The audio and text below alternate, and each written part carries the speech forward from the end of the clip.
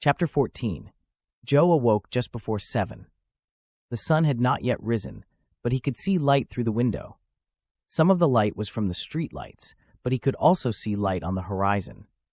He looked at Katie, who was still sleeping but had a smile on her face.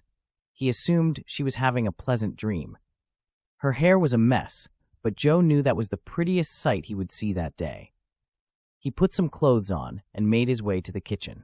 He brewed a pot of coffee for Katie, but decided to have a cup, too, even though he had never been a coffee drinker.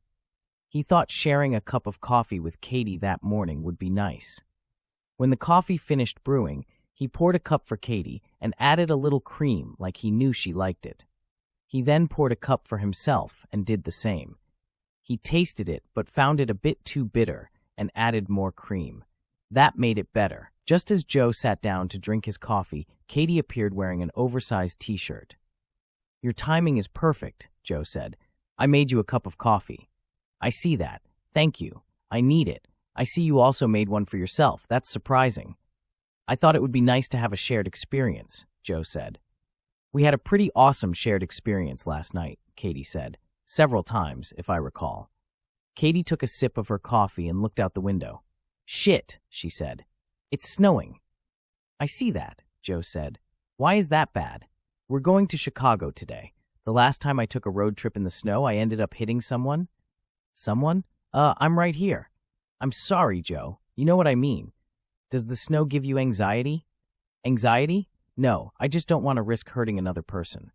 "I think your concern for others is admirable, but you live in Wisconsin. Driving in snow is what we do here." "I know. I'll be fine. It's not snowing that hard. Anyway, I was just worried that it would turn into a full-blown blizzard." "It's not safe for anyone to be driving in a blizzard," Joe said. "Doesn't your phone have a weather thingy on it?" "Thingy? You mean an app?" "Yes, that's it, an app." Katie unlocked her phone and checked the weather app. After 30 seconds, she said, "It looks like Milwaukee will get about 3 inches of snow. Chicago is not expected to get any snow. So, it seems there's nothing to worry about, but if you prefer, I will drive." "I thought you couldn't drive," Katie said. "I told you I didn't have a car. I never said I couldn't drive." "You mean you have a driver's license?" "Of course I do. It's hard to live in rural America without one." Joe took out his wallet and handed her his license. She looked at it and said, "This says you were born October 3rd, 1996. Joe smiled and said, "That means I'm dating an older woman." "Very funny," Katie said as she handed back his license. "Do you have insurance?" He put his license back, pulled out his insurance card, and said, "Do you need anything else, officer?" "Yes," she said. "I need you to put your hands behind your back. You're under arrest for too many wise-ass comments." Joe did what she said, and Katie climbed on his lap and kissed him passionately. After 30 seconds, she pulled away and said, "Oh, is that a weapon in your pants? Don't move. I need to see what you're carrying." 2 hours later, they were on the road to Chicago. The snow had diminished to light flurries, and Katie decided it would be best if she drove. "I'm glad you were able to get back on that horse," Joe said. "Are you referring to earlier or now?" Katie asked. "I'm talking about driving. You sure have developed a dirty mind." Katie put her hand on Joe's knee and said, "I guess you are rubbing off on me." "I could reply to that, but I won't." Katie looked at Joe, shook her head, and said, "Now, who has a dirty mind?" It took them over 2 hours to drive to Chicago. They arrived at their destination and parked in the building's parking garage. At over 40 stories tall, it would have been prominent on the Milwaukee skyline, but its neighbors dwarfed the building in Chicago. They checked the directory near the elevator and found Lead Real Estate Developers on the 34th floor. They got in the elevator and punched 34. It took several minutes to get there because the elevator kept stopping to let people on and off. When they got off, they saw the office they were looking for was almost straight ahead. 2 large glass doors opened to a large, modern-looking office. Several pictures hung on the wall that were probably illustrations of some of their real estate projects.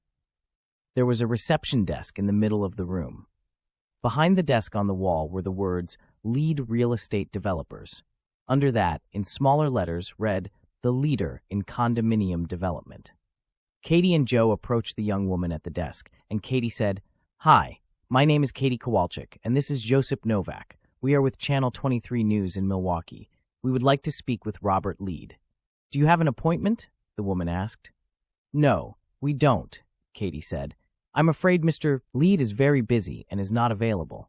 If you want, I can check his schedule for Monday." "We just need to ask him a couple of questions. It will only take 5 minutes," Katie said. "I'm sorry," the woman said. "I can't disturb him." "So, let me get this straight," Joe said. "When we do our report saying that the only people that refused to sign a contract with Lead real estate developers were found murdered, you want us to put you down for no comment? Is that correct?" The woman clearly did not know how to answer that and said, "Just a minute." She got up from her seat and went to the back. "I like your style," Katie said. The woman returned 90 seconds later and said, "Mr. Lead will see you now." She led them to an office and opened the door. Katie and Joe walked inside and were greeted by an older man, perhaps in his mid-60s, with short dark hair that grayed at the temples. He wore a black suit with a red tie. He stood up from behind his desk and said, "Welcome, I'm Robert Lead." Katie and Joe shook his hand and introduced themselves. He then directed them to have a seat. There was a large picture window that Katie sat next to. She could see Lake Michigan and most of the city's southern half. "This view is fantastic," she said. "I never get tired of it," Robert Lead said. "What is this? I hear about a murder." "James and Mary Williams were murdered on Tuesday morning," Katie said. "They own an apartment building on a property that you need for your condominium project in Milwaukee. The only motivation that we could find for their murder is that they were the only people on the property that you need who refused to sign a contract to sell."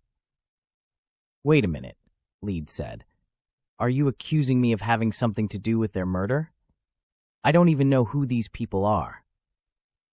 "We are not accusing you of anything," Joe said. "We are just following the clues, and one of those clues led us here. If you are innocent, we would love to be able to check you off our list." "How many people are on your list?" he asked. "So far, just you," Joe said.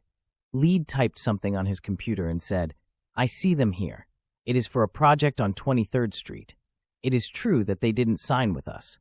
It is also true that this happens a lot. Often, we can persuade people with more money, but sometimes we just have to move on to the next project. In this case, we have more than one potential site for this project. If we can't acquire what we need, we will move on to the next site. If that doesn't work, we will abandon everything and try again elsewhere. We have very little money invested here. If it doesn't work out, we won't lose much." "Can we ask where you were on Tuesday morning?" Katie asked. Lead pushed an intercom button and said, "Miss Jones, will you come here a minute, please?" A few seconds later, the receptionist opened the door and said, "Yes, Mr. Lead." "Can you please tell these people where I was Tuesday morning?" "Mr. Lead has been here every morning this week," she said. "I come in at 8, and he is always here before me." "Thank you, Miss Jones," he said. She left the office, and Katie said, "Thank you for your time, Mr. Lead." When they got on the elevator, Katie asked, "Do you think he's telling the truth?" "His argument sounds reasonable," Joe said. "On the other hand, he may be a good liar. He also doesn't seem like the kind of guy that would do his own killing. If he is involved, he would have sent someone there to do his dirty work." "Either way," Katie said, "we don't have a story. I failed my first assignment." The elevator opened, and 2 men got on. When the elevator reached the parking garage, the 2 men got off. Katie started to leave, but Joe held her back, pointed to an advertisement in the elevator for a pizza place, and said, "Are you hungry? I think I know where we can get authentic Chicago-style pizza." Katie smiled and said, "How often do I have to say it? You know the way to a woman's heart." She pressed the button for the 6th floor. They ordered a small, deep-dish pizza and ate it near a window. The large building across the street blocked most of the view, but they were low enough to see dozens of people going about their daily business. Katie took a bite of her pizza and said, "This is really good." "Are you feeling a little better?" Joe asked. "You mean about being a failure? Not really." "You are not a failure," Joe said. "First of all, it's not Monday morning yet. Second, if we don't find the killer, that doesn't make you a failure." Thomas Edison once said about his light bulb, "I have not failed. I found 10,000 ways that won't work." Sometimes you must fail in order to succeed. If we don't solve this case, you will at least have learned some lessons that you can apply to your next assignment. I suppose you are right, but this investigating business is harder than I thought. I'm sure your boss knows how difficult it is, so don't worry about your job. If you don't get this one, you'll get the next one. I hope so, Katie said. I was going to ask you to stay this weekend and help wrap this up, but since we have nothing to go on, I think spending the weekend with you at your cabin would be good for me. I think that would be good for me too, Joe said, but I don't think you need to give up just yet. If you want to bring me home tomorrow, I would happily spend a nice, quiet weekend with you. If you want to stick with this case until the last minute, I will happily stay with you until then. Katie leaned over and kissed Joe. You are too good for me, Joe. Let's see what happens today, and we can decide what to do tomorrow morning. Okay, whatever you decide is fine with me. After lunch, they returned to Katie's car and drove back to Milwaukee. When they got on the highway, Joe said, I guess this is a good time to check in with Lieutenant Garcia to see if the police found anything new. I was thinking the same thing, Katie said. They may know something that will help us. When they reached the police station, Katie told the receptionist who they were and that they wanted to speak with Lieutenant Garcia. He is not in at the moment. He's working on a case, she said. Do you have his business card? Katie asked. She pointed to the wall on Katie's left. Everyone's business card is on the wall over there. Thank you, Katie said, and she and Joe walked over to the business cards and started looking through them. Katie found it first, took out her phone, and dialed Lieutenant Garcia's number. Hello, Lieutenant Garcia, can I help you? Hi, Lieutenant, this is Katie Kowalczyk from Channel 23 News. My partner and I are here at the station because we wanted to discuss the Williams' case with you. I'm in the parking lot. Wait there. I will meet you in 2 minutes. True to his word, he showed up in the lobby 2 minutes later. Hello, he said. It's good to see you again, miss. Kowalczyk, Katie said. This is my partner, Joe Novak. Nice to meet you, Joe, he said as they shook hands. Why don't you two come to my desk? They followed him through a large room with many desks. About a third of them had police officers sitting in them. It reminded Katie of her office, but her office had dividers between the desks. They sat in front of the lieutenant's desk, and he said, The Williams case has been put on the back burner. I'm working on another case now that takes priority. That's ridiculous, Katie said. 2 people were murdered, and you are going to sweep it under the rug? It's not being swept under the rug. It has just become a lower priority. Do you agree with this priority? Joe asked. No, I don't, but it wasn't my call.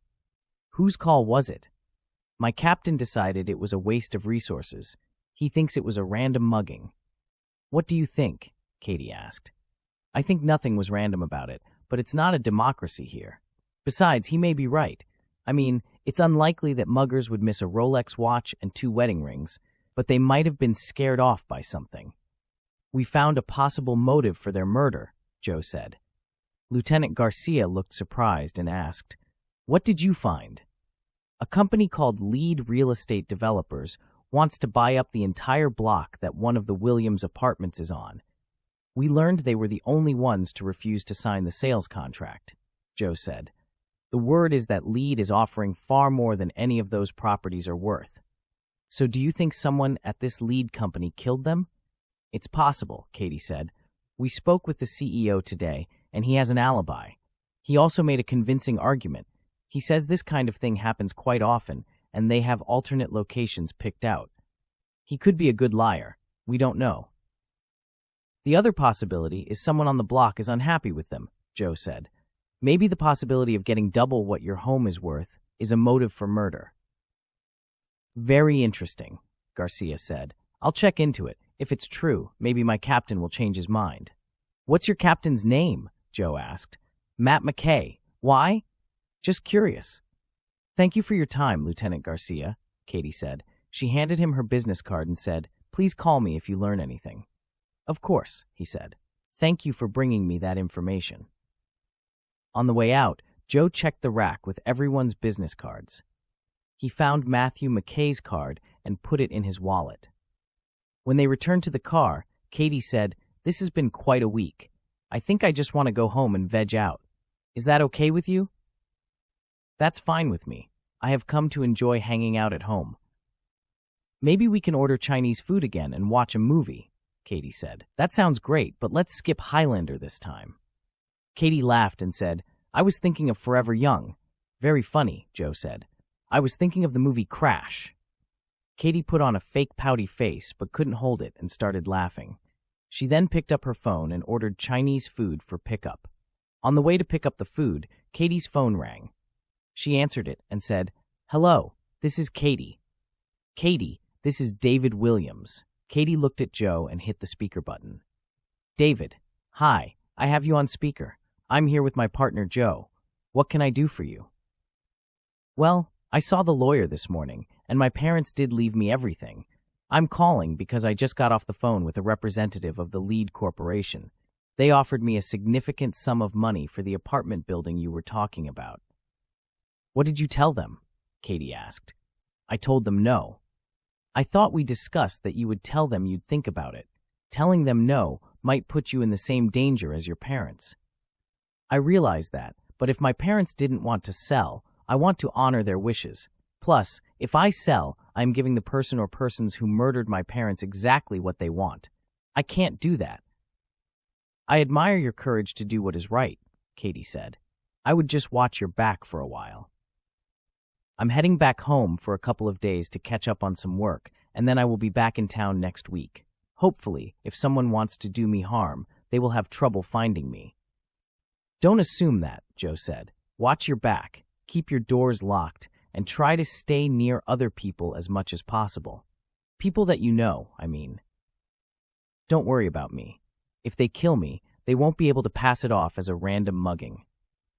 After Katie hung up, they picked up the Chinese food and headed to Katie's apartment. When they got there, Katie put the food on the coffee table, and they looked through the available movies together. They settled on A Few Good Men and sat together on the sofa while eating the food.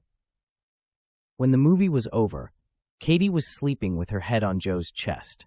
Joe slowly moved her to a sitting position without waking her. He cleaned up the mess, picked Katie up, and carried her to bed. She woke up briefly, asked if the movie was over, then fell asleep again.